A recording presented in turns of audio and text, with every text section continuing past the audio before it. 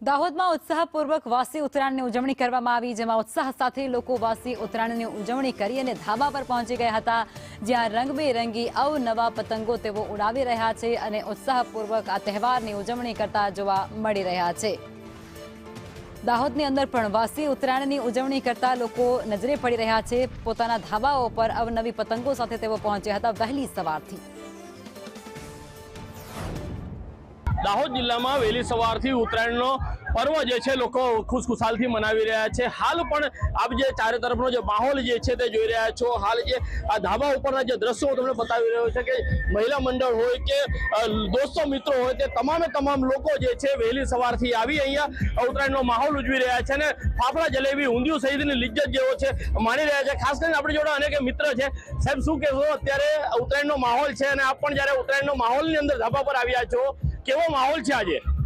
અમે દર વર્ષની જેમ આ વર્ષે પણ અમારા મિત્રના ત્યાં આવ્યા છે અને જે ઉત્તરાયણનો માહોલ છે એનો આનંદ લઈ રહ્યા છે। હમણાં પવનની ગતિ જે છે એ આ વખતે કેવી રહી છે? દર વખતે જે કે પછી આ વખતે શું માહોલ છે? અંબાલાલ કાકાએ જે આગાહી કરી હતી તે સાચી પડી છે અને આ વખતે પવન પણ સારો ફૂંકાઈ રહ્યો છે। ચોક્કસથી પવન જે છે સારો હોવાને પગલે અહીંયા જે મિત્રો યારો છે તેઓને પણ ઉત્તરાયણ ઉજવવામાં મજા આવી રહી છે।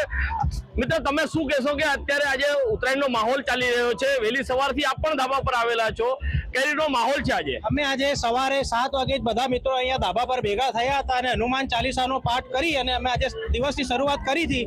આ અમારા મિત્ર છેલ્લા 4 વર્ષથી યુએસએ થી દર વખતે ઉત્તરાયણ કરવા માટે અહીંયા લીંબડી નગરમાં પધારે છે અને એનાથી અમને બધા મિત્રોને જે અમે ઉત્તરાયણ કરીએ છીએ એનાથી અમને બહુ મજા આવે છે અને ઘરનું એમના બનાવેલું ઊંધિયું અને જે ફાફડા જલેબીની મોજ છે એ દર વર્ષે ઉત્તરાયણ પર જે મજા આવે છે એના જેવો કોઈ મજા નથી અને જે મિત્રો જોડે જે ઉત્તરાયણ કરીએ છીએ એના મુકાબલાની કોઈ પણ ઉત્તરાયણ હોતી નથી। બસ એટલું જ કહીશ। અમારા મિત્ર છે હમણાં યુએસએ થી આવ્યા છે 3 દિવસ પહેલા જ, એમને જરા તમે બતાવો।